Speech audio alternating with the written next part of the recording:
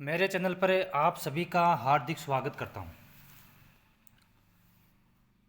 राजस्थान के सामान्य ज्ञान से संबंधित अध्ययन के अंतर्गत पिछली क्लास के अंतर्गत हमने 150 प्रश्नों तक अध्ययन कर लिया था। अब आगे की इस क्लास में प्रश्न संख्या 151 प्रश्न है 1936 में बीकानेर प्रजामंडल की स्थापना की थी। 1936 के अंतर्गत बीकानेर प्रजामंडल की स्थापना की थी। सबसे पहले बात तो यह है कि बीकानेर प्रजामंडल की जो स्थापना वो कब की गई थी, तो वो 1936 में की गई थी। बीकानेर प्रजामंडल की स्थापना 1936 में की गई थी। किसके द्वारा की गई थी? मग्गाराम वेद और लक्ष्मणदास स्वामी। मग्गाराम वेद और लक्ष्मणदास स्वामी के द्वारा बीकानेर प्रजामंडल की स्थापना की गई थी 1936 के अंतर्गत। अगला प्रश्न है 30 जून 1946 में बीकानेर प्रजामंडल का खुला अधिवेशन आयोजित हुआ। जगह का नाम बताना है कि कौन सी जगह के अंतर्गत बीकानेर प्रजामंडल का खुला अधिवेशन हुआ था 30 जून 1946 को। तो बीकानेर के राय सिंह नगर में, बीकानेर के राय सिंह नगर के अंतर्गत बीकानेर प्रजामंडल का खुला अधिवेशन आयोजित हुआ था। अगला प्रश्न है तनसुख लाल का संबंध किस प्रजामंडल से है? तनसुख लाल जो नेता हैं वो उनका संबंध किस प्रजामंडल से है? तो उनका संबंध है कोटा प्रजामंडल से। तनसुख लाल का संबंध कोटा प्रजामंडल से है। कोटा प्रजामंडल का अधिवेशन 1939 में किसकी अध्यक्षता में हुआ था? अगला प्रश्न है कोटा प्रजामंडल का जो अधिवेशन 1939 में हुआ था वो किस नेता की अध्यक्षता में हुआ था? तो वह है पंडित नैनूराम शर्मा। पंडित नैनूराम शर्मा की अध्यक्षता में कोटा प्रजामंडल का 1939 में अधिवेशन हुआ था। अगला प्रश्न है गोविंद गिरी द्वारा स्थापित संप सभा में संप शब्द किस भाषा का है? पहली बात तो संप सभा की स्थापना किसके द्वारा की गई थी? गोविंद गिरी के द्वारा की गई थी। बहुत इंपॉर्टेंट प्रश्न है। संप सभा की जो स्थापना है वो गोविंद गिरी के द्वारा की गई थी। तो संप सभा के अंदर का जो संप शब्द है ये किस भाषा का शब्द है? तो ये राजस्थानी भाषा का शब्द है। संप जो शब्द है ये राजस्थानी भाषा का शब्द है। अगला प्रश्न है सशस्त्र क्रांति 1915 के प्रमुख भामाशाह कौन थे? तो सशस्त्र क्रांति जो 1915 में हुई थी इसके प्रमुख भामाशाह कौन थे? दामोदर दास राठी। ये सशस्त्र क्रांति जो 1915 में हुई थी उसके प्रमुख ही भामाशाह थे। अगला प्रश्न है 157 नंबर प्रश्न में 1921 में ब्यावर में आर्य समाज की स्थापना की थी। यानी किसने 1921 में ब्यावर में आर्य समाज की स्थापना की थी? तो राजस्थान के अंतर्गत 1921 के अंतर्गत ब्यावर में आर्य समाज की स्थापना की गई थी। तो किसके द्वारा की गई थी? दामोदर दास राठी के द्वारा 1921 के अंतर्गत ब्यावर में आर्य समाज की स्थापना की गई थी। अगला प्रश्न है प्रताप सिंह बारेट को बनारस षड्यंत्र 1917 में के मामले में किस स्थान से गिरफ्तार किया गया था? प्रताप सिंह बारेट को बनारस षड्यंत्र कब हुआ था? 1917 के अंतर्गत हुआ था। तो उस मामले में बनारस षड्यंत्र के मामले में प्रताप सिंह बारेट को किस स्थान से गिरफ्तार किया गया था? तो उनको आशा नाड़ा नामक स्थान से उनको गिरफ्तार किया गया था। प्रश्न नंबर 159 राव गोपाल सिंह खरवा को टोडगढ़ दुर्ग से भागने के बाद कहां से पुनः गिरफ्तार करके तिहाड़ जेल भेज दिया गया था? राव गोपाल सिंह खर्रा को टोडगढ़ दुर्ग से भागने के बाद, यानी टोडगढ़ दुर्ग से भाग गए थे राव गोपाल सिंह खर्रा, फिर उनको पुनः गिरफ्तार कर लिया गया और फिर तिहाड़ जेल में भेज दिया गया था। दोबारा उनको कहाँ से गिरफ्तार किया गया? उनको गिरफ्तार किया गया था सलीमाबाद से उनको पुनः गिरफ्तार किया गया था। अगला प्रश्न है निम्न में से कौन सी रियासत ने संरक्षण समिति के प्रयासों से सती प्रथा निषेध कानून पारित किया था? निम्न में से कौन सी रियासत ने संरक्षक समिति के प्रयासों से सती प्रथा निषेध कानून पारित किया गया, सती प्रथा को गैर कानूनी घोषित किया गया? तो कौन सी रियासत ने किया था? तो वो जयपुर रियासत ने किया था। जयपुर रियासत ने संरक्षक समिति के प्रयासों से सती प्रथा निषेध कानून पारित किया था। अगला प्रश्न है, कन्यावध को सर्वप्रथम गैर कानूनी घोषित करने वाली रियासत थी? तो वो थी कोटा। कन्यावध को सर्वप्रथम गैर कानूनी घोषित करने वाली जो रियासत थी वो थी कोटा। अगला प्रश्न है, किस रियासत ने सर्वप्रथम 10 दिसंबर 1903 को बाल विवाह और अनमेल विवाह निषेध कानून बनाया था? किस रियासत ने सर्वप्रथम 10 दिसंबर 1903 को बाल विवाह और अनमेल विवाह या बेमेल विवाह, अनमेल विवाह कौन सा होता है कि मान लीजिए लड़की 15 साल की है और लड़का है वो 45 साल का है, तो ऐसे जो अनमेल विवाह हैं और बाल विवाह है इसको निषेध कानून 10 दिसंबर 1903 को किस रियासत ने यह कानून बनाया था? तो अलवर रियासत ने इन प्रथाओं को निषेध कानून बनाया था। डायन प्रथा का अधिक प्रचलन था? डायन प्रथा का अधिक प्रचलन कौन सी रियासत में था? मेवाड़ और कोटा में। मेवाड़ और कोटा के अंतर्गत डायन प्रथा का सबसे अधिक प्रचलन था। अगला प्रश्न है, मेवाड़ रियासत द्वारा डायन प्रथा को रोकने हेतु कानून कब बनाया गया था?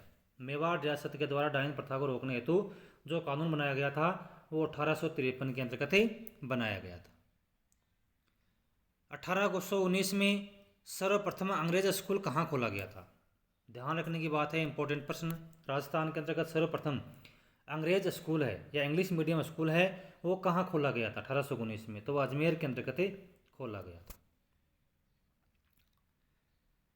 अगला प्रश्न है,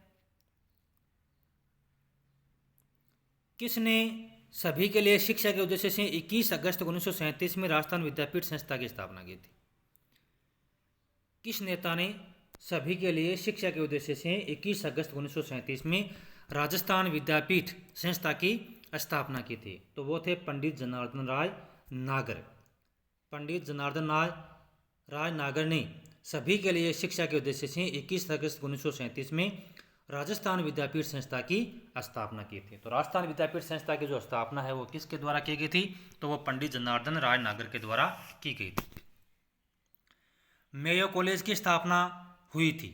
ऑप्शन के अनुसार चुनने हैं। मेयो कॉलेज की स्थापना कब हुई थी? 1872 में हुई थी। मेयो कॉलेज की जो स्थापना है वो 1872 के अंतर्गत अजमेर में इसकी स्थापना हुई थी। 1866 में प्रथम सरकारी कन्या स्कूल खोला गया था। कहाँ खोला गया था? 1866 में प्रथम सरकारी कन्या स्कूल यानी बालिकाओं के लिए स्कूल जो खोला गया था वो पुष्कर में खोला गया था।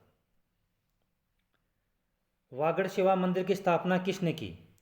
वागड़ सेवा मंदिर की स्थापना जो की थी वो थे भोगीलाल पांड्या। भोगीलाल पांड्या ने वागड़ सेवा मंदिर की स्थापना की थी। वागड़ प्रदेश में जन जागृति हेतु किस आश्रम के द्वारा पाठशालाएं खोली गई थी? वागड़ प्रदेश में जन जागृति हेतु यानी लोगों के अंतर्गत चेतना लाने हेतु, समझ लाने हेतु कौन सी संस्था के द्वारा पाठशालाएं खोली गई थी? तो वह है सेवा संघ। सेवा संघ नामक संस्था के द्वारा वागड़ प्रदेश में जन जागृति हेतु पाठशालाएं खोली गई थी। रास्तापाल हत्याकांड, रास्तापाल हत्याकांड ये कहाँ हुआ थी? कहाँ की घटना है ये डूंगरपुर से संबंधित है। रास्तापाल हत्याकांड यह किस स्थान से संबंधित है? यह डूंगरपुर से संबंधित है। डूंगरपुर जिले से इसका संबंध है। तो रास्तापाल हत्याकांड डूंगरपुर से संबंधित है। अब देखो इसमें इस घटना के अंतर्गत भाग लेने वाले कौन कौन थे? नाना भाई खाट, शेंगाबाई और कालीबाई, ये तीन इसके अंतर्गत प्रमुख रूप से नाम आते हैं। नाना भाई खाट का, शेंगाबाई का और कालीबाई का। किस में आते हैं इनके नाम? रास्तापाल कांड। रास्तापाल कांड जो कि डूंगरपुर में यह घटना हुई थी, इसके अंतर्गत ये 3 प्रमुख नाम इसमें शामिल हैं, नानाभाई खांड, शेंगाबाई और कालीबाई।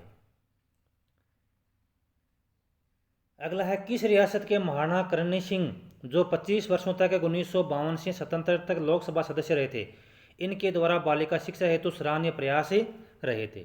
तो किस रियासत के महाराणा करणी सिंह जो 25 वर्षों तक यानी 1952 से लेकर के 77 तक लोकसभा के सदस्य भी रहे थे और इन्होंने बालिका शिक्षा हेतु सराहनीय काम भी किया था, तो वह है बीकानेर।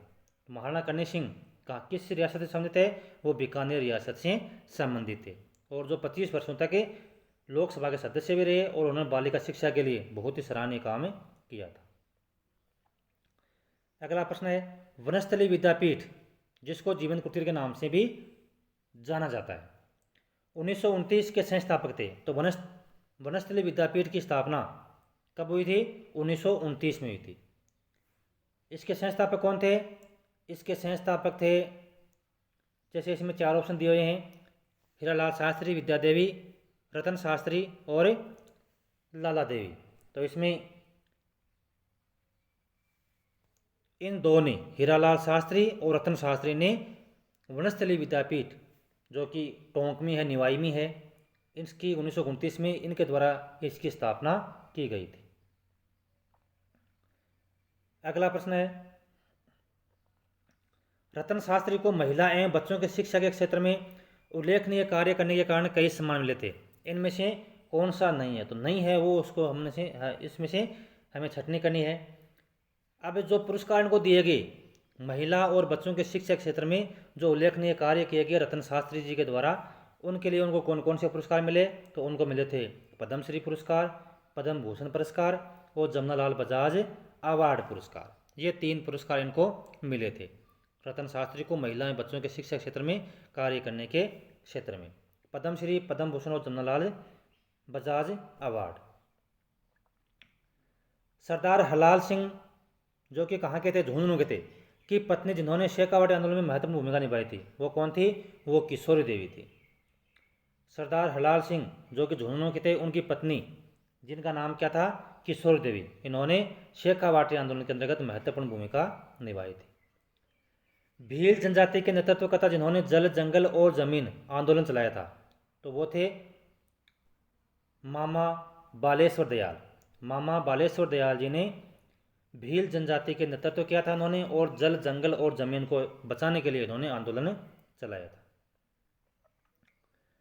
संविधान सभा के सदस्य जो राजस्थान की रियासतों में प्रशासनिक अधिकारी थे को सम्मिलित कीजिए, यानी एक और दिए हुए हैं संविधान सभा के सदस्य और दूसरी ओर दिए हुए हैं इसमें सूची सेकंड में राजस्थान की रियासतें।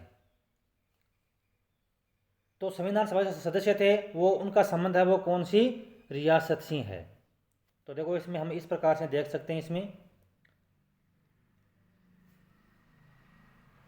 एक के अंतर्गत श्री सर बीटी कृष्णाचारी, इनका संबंध है जयपुर से। सर बीटी कृष्णाचारी जो संविधान सभा के सदस्य थे, ये जयपुर रियासत से संबंधित है। दूसरा है सी एस वेंकटाचारी, इनका संबंध जोधपुर से है। के एम पणिकर, इनका संबंध बीकानेर से है। और टी विजय राघवाचार्य, इनका संबंध उदयपुर रियासत से है। तो ये 4 प्रमुख संविधान सभा के सदस्य और इनका संबंध है वो कौन सी रियासत से है? तो कृष्णाचारी का संबंध जोधपुर से, जयपुर से, वेंकटाचार्य का संबंध जोधपुर से, के एम पणिकर का संबंध बीकानेर से और टी विजय राघवाचार्य का संबंध है उदयपुर रियासत से। अगला प्रश्न, निम्न में से कौन से व्यक्ति संविधान सभा के सदस्य थे? तो इसके अंतर्गत मुकुट बिहारी लाल भार्गव, माणिक्य लाल वर्मा उदयपुर और जयनारायण व्यास जोधपुर। ये 3 व्यक्ति थे संविधान सभा के सदस्य थे। विजय सिंह पत्ती के ये संविधान सभा के सदस्य नहीं थे। तो मुकुट बिहारी लाल भार्गव जो कि अजमेर मेवाड़ा रियासत के थे, माणिक्य लाल वर्मा उदयपुर रियासत और जयनारायण व्यास जोधपुर रियासत के थे। ये संविधान सभा के सदस्य चुने गए थे। निम्न में से कौन से व्यक्ति संविधान सभा के सदस्य थे? बलवंत सिंह मेहता, रामचंद्र उपाध्याय अलवर और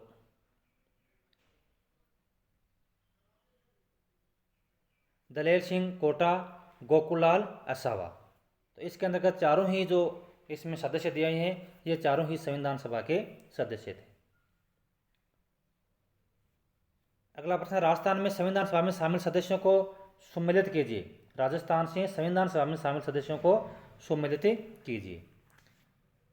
इसमें देखो सूची 1 में सदस्यों के नाम है, सूची 2 में रियासतों के नाम है। तो इसके अंतर्गत जसवंत सिंह का संबंध था बीकानेर से। ये संविधान सभा के सदस्य हैं और इनका संबंध कौन सी रियासत से है? तो जसवंत सिंह का संबंध बीकानेर रियासत से। राज बहादुर का संबंध भरतपुर रियासत से। हीरालाल शास्त्री का संबंध जयपुर रियासत से और सरदार सिंह का संबंध खेतड़ी रियासत से। एक बार और देख लेते हैं। जसवंत सिंह का संबंध बीकानेर रियासत से, राज बहादुर का संबंध भरतपुर रियासत से, हीरालाल शास्त्री का संबंध जयपुर से और सरदार सिंह का संबंध खेतड़ी से इनका संबंध था। राजस्थान मूल के व्यक्ति जो संविधान सभा के सदस्य थे तो वह है गोविंद सिंह देवव्रत, जो कि महाराष्ट्र से ताल्लुकात रखते हैं। ये राजस्थान मूल के व्यक्ति थे जो संविधान सभा के सदस्य थे।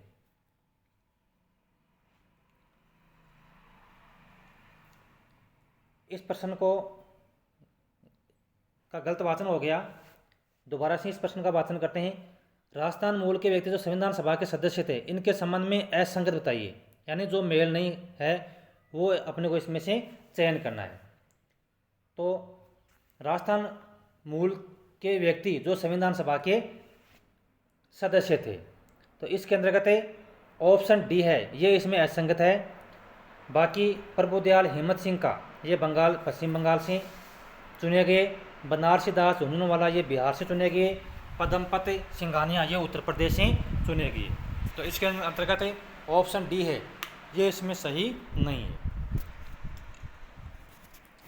संविधान की मूल प्रति पर भारत के वैभवशाली इतिहास, परंपरा और संस्कृति को दर्शाने वाले कितने चित्र बने हुए हैं? तो इसमें 22 चित्र बने हुए हैं। संविधान की मूल प्रति पर भारत के वैभवशाली इतिहास, परंपरा और संस्कृति को दर्शाने वाले कुल 22 चित्र इसमें बने हुए हैं।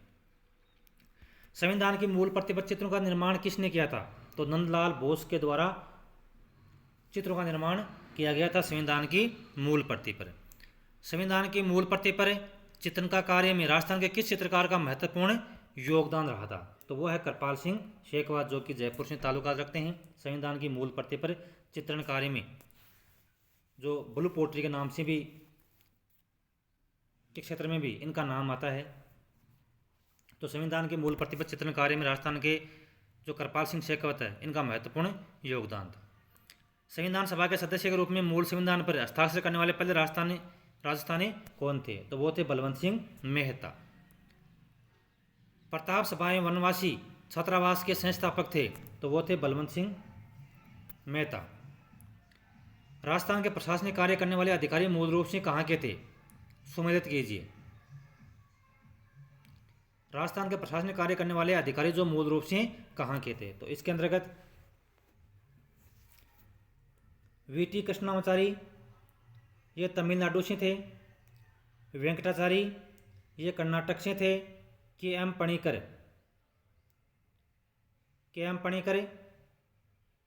ये केरल से थे और टीबी राघवाचार्य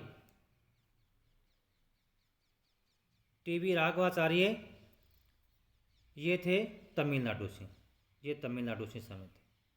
यानी कृष्णामाचारी ये तमिलनाडु से थे, वेंकटाचारी ये कर्नाटक से थे, के एम पणिकर ये केरल से थे और टीवी राघवाचार्य ये तमिलनाडु से इनका ताल्लुका था। सॉरी, इसमें यह गलत हो गया, टीवी राघवाचार्य इनका संबंध महाराष्ट्र से था, इसमें थोड़ा ये गलत दर्शा दिया।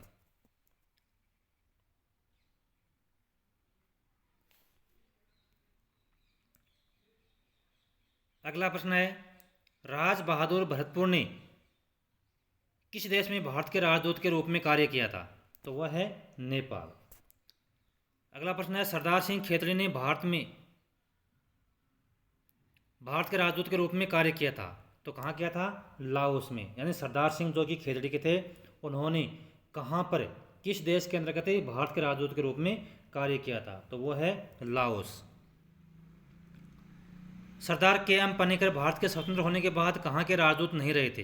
तो वो जापान के राजदूत नहीं रहे थे। बाकी चीन के राजदूत रहे हैं, मिस्र के रहे हैं, फ्रांस के रहे हैं। इन तीनों देशों के.एम. पनिकर भारत के स्वतंत्र होने के बाद में राजदूत रहे हैं, लेकिन जापान के राजदूत नहीं रहे। अखंड भारत समाचार पत्र के संपादक कौन थे? तो अखंड भारत जो समाचार पत्र है, अखबार है, इसके संपादक थे जयनारायण व्यास। जयनारायण व्यास थे, वह अखंड भारत समाचार पत्र के प्रमुख संपादक थे। तो कक्षा 6 और 7 पुस्तक से संबंधित जितने भी प्रश्न थे उन सारों का अध्ययन हम कर चुके हैं। अब नेक्स्ट क्लास के अंतर्गत हम कक्षा 8 हमारा राजस्थान का अध्ययन करेंगे।